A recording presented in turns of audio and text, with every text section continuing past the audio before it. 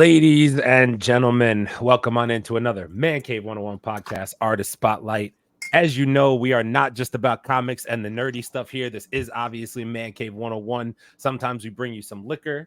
Tonight, we're bringing you some cigars. We got somebody here who wants to talk about their cigar brand, educate us all on cigars. I know I need an education. I don't know about these cigars. I know I need one. So I'm hoping to find out some information today. Before we get into it and bring in our special guest, let me introduce the guys live from the Man Cave. It's Caleb, Mama, and I got Leo. What's happening? Smoke them if you got them, baby. Let's get it. It's a great motto. And of course, spread love. It's the Brooklyn way. Big Chase. What's happening? Hey, when we say we want all the smoke, we want all the smoke. You hear me? All the smoke. And I, of course, am your man in the chair, AA Ron. And without further ado, I will let Chase intro our special guest for tonight, and we will get it cracking. Let's go. All right, so listen, man. Like I said, boy, when I said we want all the smoke, we want all the smoke. Now, listen, in the last, few years, especially, everybody's like cigars this and cigars that. But you have to really be somebody that's really in the know to understand. You're not just, setting it on fire and puffing and puffing. You have people out there that are really in the know. They're really in the culture, really in the community. And my next guest is definitely one of those people and whatnot. I don't know about you guys, but it took me a little while to kind of find my type of cigar. Like there's so many different brands and blends and wraps and all of that. And you really have to be able to navigate. So, like most people, you smoke what you can smoke, and what you smoking? Let me try that. And, let me try that. And do I want a big? Do I want a long? Do I want a short? I want a fat one, and whatnot. So, hey, no Diddy for real. No Diddy for real. So, I met this brother, and he gave me a proper education. So without further ado, let's bring him on the stage, man. From GTO Cigars, my bro Antonio Luna. What's up, everybody? Peace and blessings, man. Thank you for having peace. myself on to discuss and share our knowledge and my family's history, and as it pertains to tobacco and the love of tobacco. Yo, that's what's up, man. Listen, thank you for being here, man. Like we tell everybody that come on here. Once you come on, you're officially family, man. You ain't got to knock on the door. Just let us know you want to come through. You got something going on. You can come through and holler at us. And just, as you can see, you're already puffing, so you already know what it is. So let's first of all, let's give people a little background about who you are, your company, and the whole nine. All right, thank you. So the GTO legacy goes back 150 years. 4 generations we've been farming tobacco in the GTO family. Don Emilio Rodriguez started this back in Cuba, and when he migrated to DR, like a lot of people, a lot of tobacco growers did, what they did was they brought the seeds, the Cuban tobacco seeds, with them, and they started planting. So our great-grandfather started planting tobacco in DR, in Santiago, in Tamboril. And hence, fast forward, we're in to 2024, and we're farming with 96 cousins over 400 acres of tobacco land in the Dominican Republic. Whoa, wait. Damn, 96 cousins? 96 cousins? Hey, Grandpa did his thing. You did? I thought my family was big. Goddamn.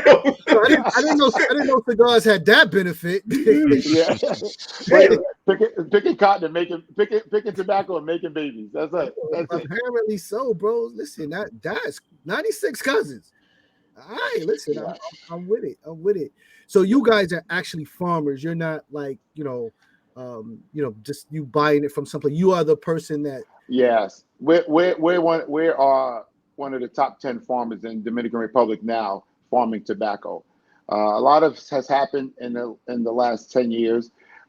Notably, China has been buying up a lot of the tobacco farms and taking their premium tobacco and shipping it back to China.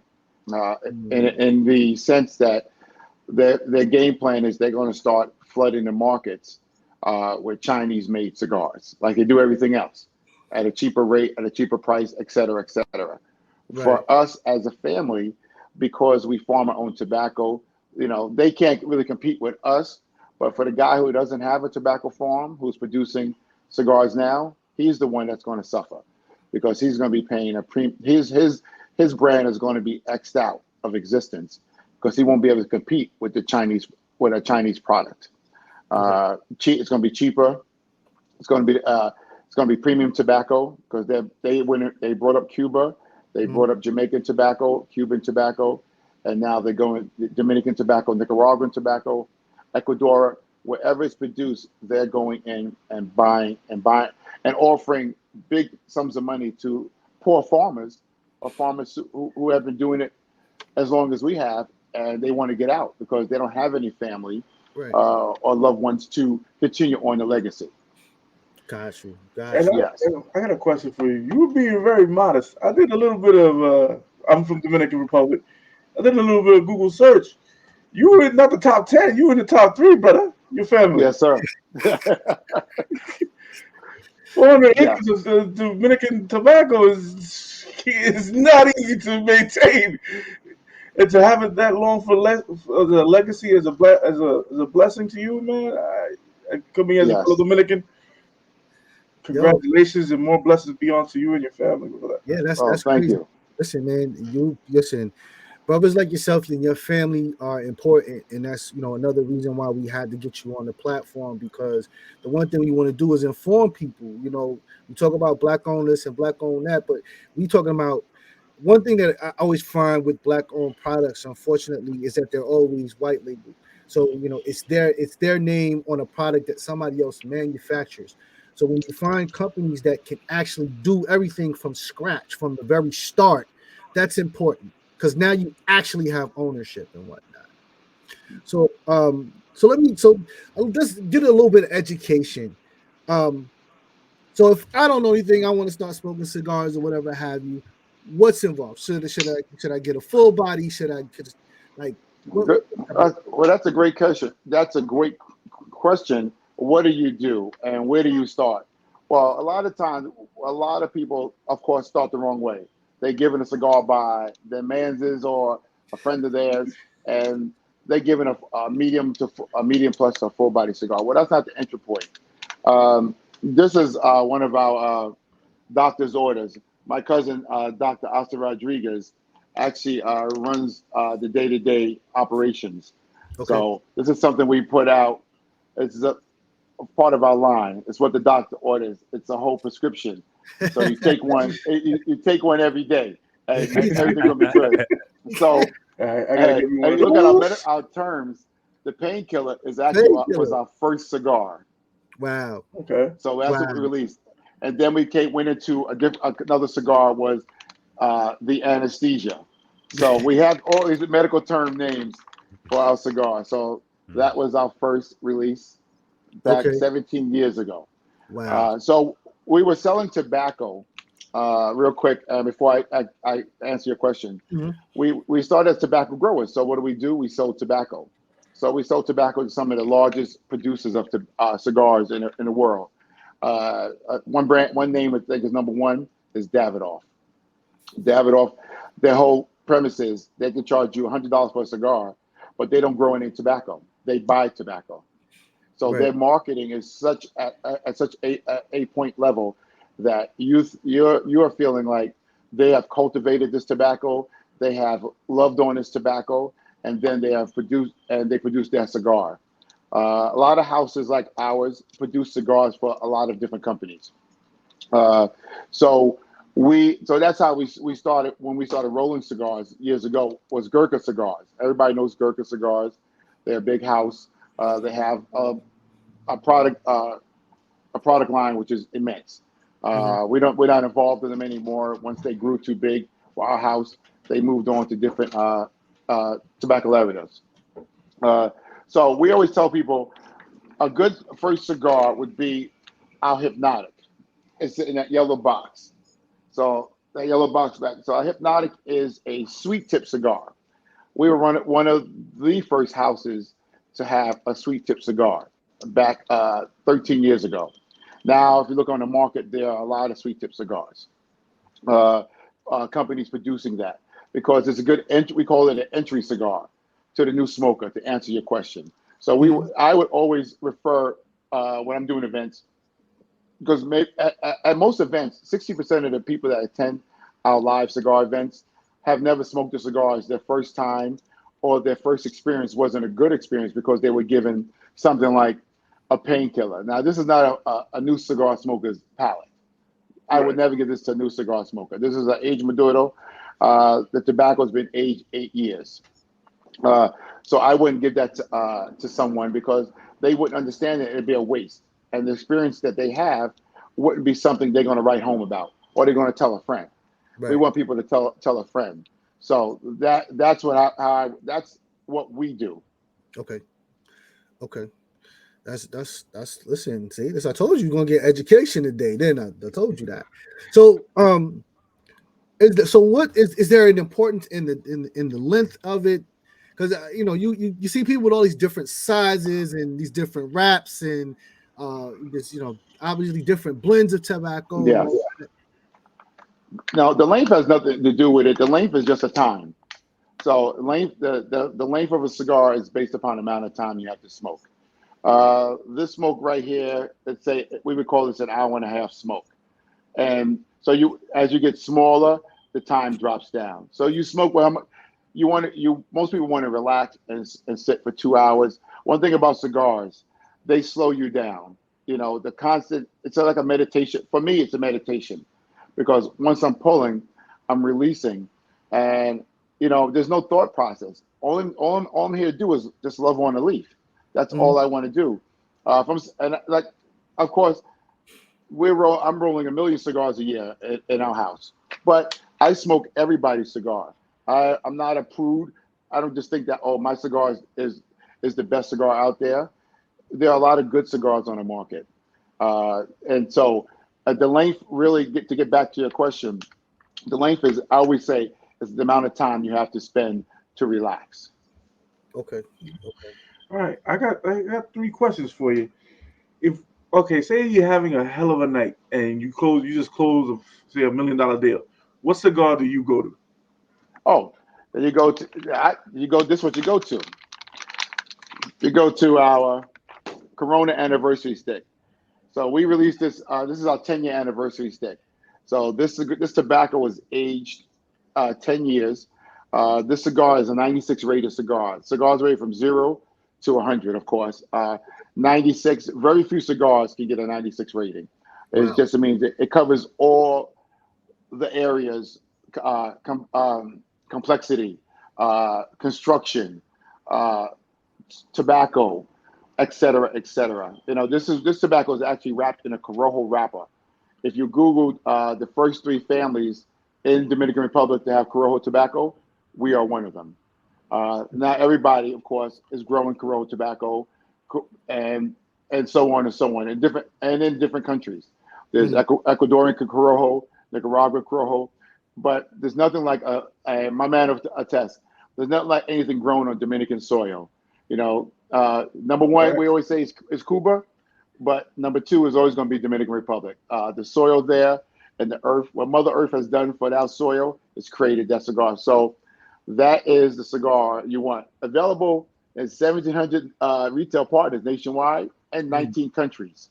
So, well, one of the old sayings that they say in Dominican Republic, you can spit any seed in the ground and it will grow. Yes, sir. You can eat an apple and spit the seed on the ground, the apple tree will grow there 2 months later. All right. What's your cigar to go to for a chill night? Say you just want to relax and just vibe. Good would be the SP1014 Black. This is not my cigar. It is a competitor cigar. Well, good friend cigar. We're all competitors. And that's all I'm going to say. SP1014 Black. All right. Well, let's see. What is your best cigar for your favorite drink for a pairing? Oh, good question. That's going to be this La Cura that I'm smoking now. It's Longsdale length. That's what we call the length. Every Vitola, which is the size of a cigar, has a different name to it. This is a Dominican broadleaf. Again, all the tobacco is grown on our farm. We don't use anybody else's tobacco. Right. And this has a Dominican Lajero in it, which gives it a nice medium to medium plus kick and what I'm looking for. And I'm going to get nice notes out of this. Notes of cocoa, notes of earth, a little some leather in it. So when I'm smoking a cigar, either be a GTO, which is ours, which is a great cigar, or a good cigar by someone else. Okay. There's certain notes I'm looking for as a lover of the leaf. And that's how we try to educate people. You should be if I tell you it's going to be cocoa and cream in that tobacco, then you should be able to, once you get your palate programmed correctly, you'll be able to distinguish those type of notes. Okay. So in terms of pairing, so are there certain cigars that should go with, like, say, cognac and tequila, or wine? Like what? Like how do you pair what with what? How does that work? Well, that's a good question. We our national pairing partner, spirit partner, is Den of Thieves. I don't know if you, pretty sure you guys had them on before. Yeah. So shout out Jason Armstrong. Yeah, Jason Armstrong at Den of Thieves. That's my guy. We actually linked up at a cigar event and hit it off. So we paired a lot of our 12-year age Esplendito products, which are new on the market, released this year at the PCA in Las Vegas, with the Den of Thieves whiskey. So to be honest, I'm not a drinker, but we have tobacconists and we have cigar sommeliers who do the pairings. So this GTO Gold was paired with a summer Riesling. So if you're a wine drinker, again, and you like a nice crisp Riesling, this is a great cigar for a Riesling wine. Going forward, if I'm looking at something red, like a Melback, this Anesthesia, again, the name, medical name, and Corojo wrapper is our special release. This is like tobacco that we found actually growing 2,000 feet above sea level on our farm. And we took this tobacco and created this cigar. This goes well with an Argentinian Melback. And of course, our 33 Oaks that we pair with the Den of Thieves. Okay. So cigar labels have always kind of like been like just a cultural favorite of people. Like everybody loves the cigar wrap and you know the design and all of that. So are you guys like very specific in your labeling, or you know what I mean? Like, is there any science behind that at all? Yes. If you look at this label, it's an embossed label. So this is a company we use, of course, in Santo Domingo. We keep the money where it's supposed to be, in the family. So this tells the history. You see, we have tobacco leaves on the top of the name. This is La Cura. So this cigar was released after the pandemic, the cure. So we released this as the cure for all our pandemic woes. So it's an embossed wrap label. And you're right, labels mean a lot. This was not our first rendition of the label. If you look at some of the stuff that you're using now for our background pictures, that was our original label. That label wasn't very attractive. We did a customer focus, and people didn't like that label. So we went back to the lab, and then we created label. This is another label, very different from that one and the one you're showing on the page. So we wanted to, the legendary classic that GTO is, we wanted to exemplify that in the labels. So yes, that's a great question, and I hope I answered that one. No, you definitely on point with that. Like I said, it's just always been crazy because I've met people who basically just collect them and whatnot. They just they love the art and all of that. Yeah. And so if you were a newbie into the market, you know, you decided one day, you know what, I want to do my own cigar. What kind of advice would you give someone? Good question. If I was a newbie, I would first ask questions. One thing we find that what people are doing is they're undercapitalized. A lot of cats have cigars. Every time you turn around, there's 4 more cigars coming on the market. But that person who's releasing that cigar is an undercapitalized entity. That means they only have enough money for their first run of cigars. And to get into the cigar game, a good cigar landed in the United States, rolled labeled like this, with a B tobacco. This is A tobacco. Tobacco. So let me say, tobacco is graded A, B, C, and D. D being pipe tobacco. That's the stuff that lands on the floor. They sweep up and they sell for pipe tobacco. So getting an A tobacco cigar made with A tobacco, landed in the United States, label and everything, boxed, is going to come in about $6.50 a cigar. That's landed. Now you can go to out of Dominican Republic, sometimes even more. Depends on who you're going to, who doesn't have the cigar, who doesn't own tobacco or not growing tobacco, who's buying tobacco from us or another house. Mm-hmm. We tell people, and the most thing, own your blend. The blend is the recipe that made your cigar. Own your blend. A lot of houses will not let you take a picture of your blend, because once you take a picture of your blend, you can take that to any other house and have that cigar made. Okay. Because it's not about it's about the mixture of tobacco in the filler, and that's where the blend is at. So people, everybody has money, and they want to put it somewhere, and everybody wants it because the cigar is lifestyle is growing. Especially it's become more a cultural thing. Hip hop is involved. Nas has a cigar now, which is fantastic. But Nas doesn't do any marketing for his cigar, and he sells a ton of them. Right. So that tells you. But the first thing is own your blend. That's where the money's at, because these houses will take your blend and they'll sell it to Johnny down next, who comes in the door right after you. Right. Yeah. And so educate yourself and own your blend. Okay. That sounds like, solid advice and whatnot. And along those scenes, so like you said, a lot of people coming up undercapitalized. Like, how much money is entry level coming to the game for this? Minimum $15,000. Most houses won't produce less than 5,000, a run of 5,000, and a minimum of 3 different wrappers. Okay. So you're talking about minimum $15,000. So a guy has $60,000, but now once he has that inventory, he has to sell that inventory. Right. And if it doesn't move, if he's not a tobacconist, and he's made a cigar that only is his palate is accustomed to, he's not going to move the cigar.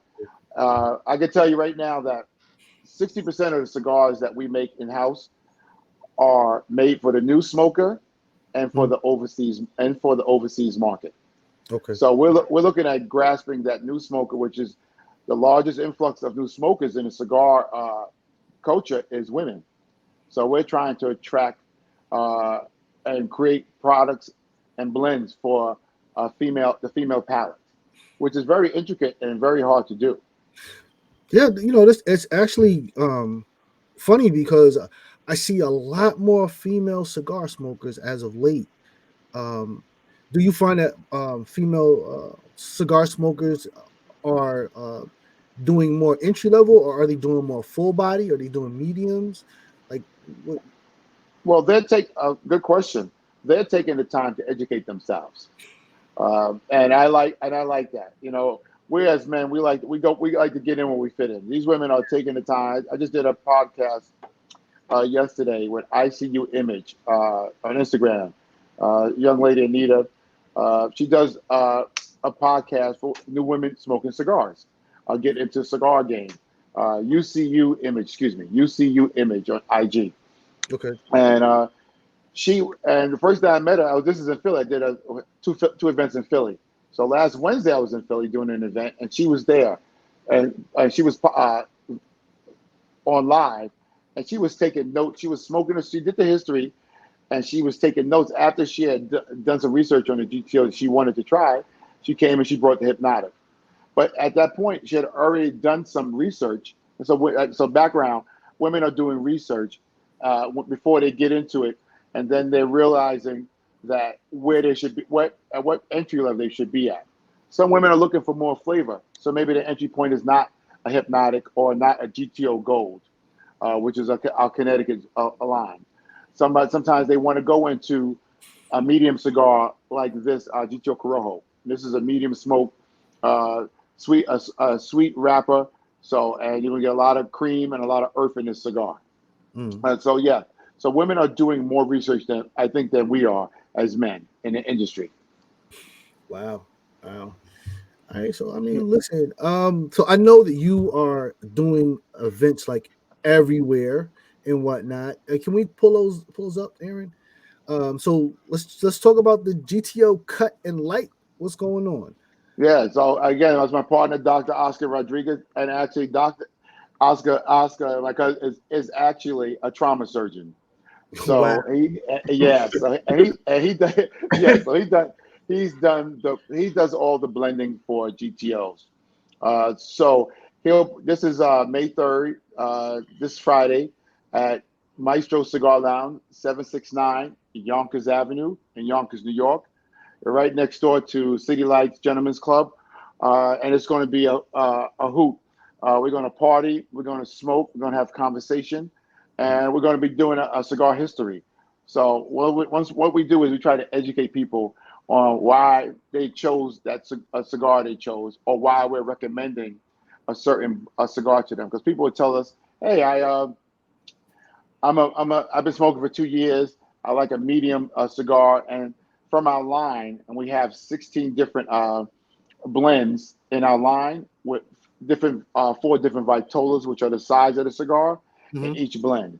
So we carry a lot, so we can cover from A to Z on the smoker, new smoker to the more experienced smoker who wants a little bit more kick to their cigar, wants a full body. So we go from mild to full. Yeah. Nice. Next. Oh, yes, thank you. So we're doing again with Maestro Cigars. We're hosting a Thursdays after work. This is an outdoor event on the patio at Marcelino's Restaurant and Lounge, which is located at 165 Tuckahoe Road in Yonkers, New York. This is going to be a ticketed event. You would scan the QR code, go to Eventbrite, to the Eventbrite link on my Instagram page, and it's $50. So I keep it at a right price. So with that, you're going to get a cocktail, craft cocktail made with Den of Thieves whiskey. You're going to get dinner, and you're going to get a premium cigar for $50. Okay. And you can't get that anywhere. Yeah, you can't get that nowhere right now. No, sir. And Marcelino, so shout out to Marcelino's, Brian of Marcelino's Restaurant, for actually inviting us in and wanting to do this for the culture and for the cigar community. It's a covered patio. 200 people will be there, probably even more. We're going to be turning people away, of course. We 5 codes, but it's an indoor-outdoor location. We're going to have a DJ, and we're going to do it every other Thursday. So this is the first one, and then the next one is June 8th, if I'm not mistaken. Okay. Yeah, and going forward throughout the summer. Okay. Wow. Okay. So, real quick question: what kind of cut do you take? Well, this one. Uh-oh. So I use my little handy dandy punch. Yeah, we lost you for a quick minute. Say it again. So I use this. This is a punch. Okay. So so it depends on the size of the cigar. So on this size, which is 44, we call the green gauge on this is called a 44. This is a 54. So this one I would use a V cut. And I would have, if I had my V cut here, I would cut it for you, but it's in my desk. Same one with this one. But I'm a traditionalist, and I say V cuts, a lot of times I'm just going to bite it. I'm from the old school. I've been smoking cigars since I was 14 years old. So I'm an old school. I'm going to bite it, and I'm going to go from there. So a cut for me is not as important on the cigar. And but I tell people, learn different ways on how to cut your cigar. Learn what works for you, because if you like it, I love it. It's a fact. That's a fact. One more question. torch or matches? You took my question. Oh, great question. Great question. Right now, I'm using a torch, but I don't want to use wood matches, especially cedar, because when you light something with a wood that's flavored, what happens? You smoke that flavor. Yes. So I tell people, if you go to a lot of cigar lounges, they have cedar sticks there, cedar pieces, and you light that cedar piece, and you put it to your cigar, and all of a sudden you're like, oh, it's a great, but you're not getting what the cigar blender and manufacturer wanted you to have. Right. You're getting something else, so it kind of changes your whole experience. Gotcha. So it's a certain way. It's definitely a way to light a cigar, especially with butane, because a torch is butane. Mm-hmm. So one of the ways we always teach people is you always want to toast it. So toast it is I don't have the flame directly on it. I'm just toasting it. Yeah, and that's it. I just want to toast it, and then I shake off. So if somebody's lighting a cigar for you and they're not shaking off that butane, you're going to be smoking butane. So your first experience won't be what we want you to have. You're going to have too many different issues or too many different inputs into that experience, which is not going. And then the first thing you say was, "Oh, that wasn't a good cigar," and you would be correct because you didn't get the experience that the manufacturer wanted you to have. Copy. So listen, man, tell the people how to find you online, social media, and all of that. Oh, definitely. I appreciate you. Listen, on Instagram is GTO up north _cigars _exp. Also at Cigars at Sunset on IG. On Facebook is GTO up north. On TikTok, GTO up north as well. And then anything else, hit me on a DM. We're always available. Again, we're sold in 1,700 stores nationwide and 19 countries. And our newest release was in Africa 2 weeks ago in Mali. So we're in Dubai, Lebanon, Kuwait.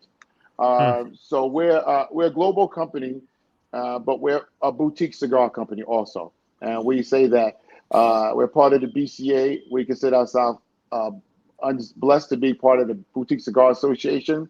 Mm-hmm. They do so many good things for smaller companies, and as we grow, we may be growing out of that BCA title and umbrella. But right now, we support the BCA and everything it stands for in the cigar industry.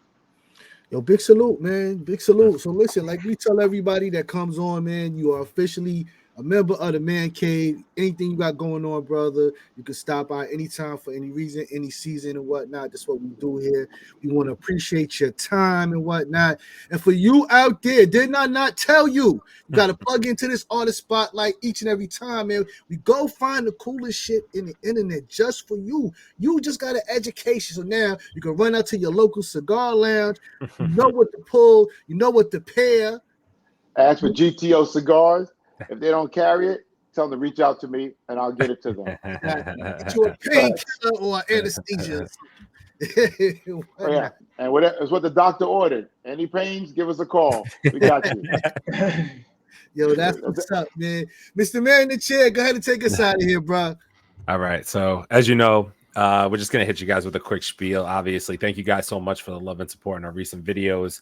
Your boys are now up over 2,000 subscribers on YouTube. Very appreciative of all that. I just want to say check us out also on all forms of social media: YouTube, Facebook, Instagram, TikTok, Twitter, Twitch, Apple Podcasts, Spotify, Kick, and Rumble. We are live every Thursday at 8 p.m. Eastern right here on YouTube, as well as Facebook, Instagram, and Kick. Catch us talking all that nerdy news, making fun of James Gunn, watching Leo drink and mess up names. It's great. We have a good time. All that stuff. And yeah, come kick it with us. And until the next Artist Spotlight, Antonio, we appreciate your time. Thank you so much. We'll catch you guys in the next one. I told you, all the smoke, baby, all the smoke. Yes, sir. GTO. GTO, Those who know, baby. smoke GTO. Get that painkiller. Peace. Yeah. What we told you, it's official. Yeah. Non-stop. 24/7, 365.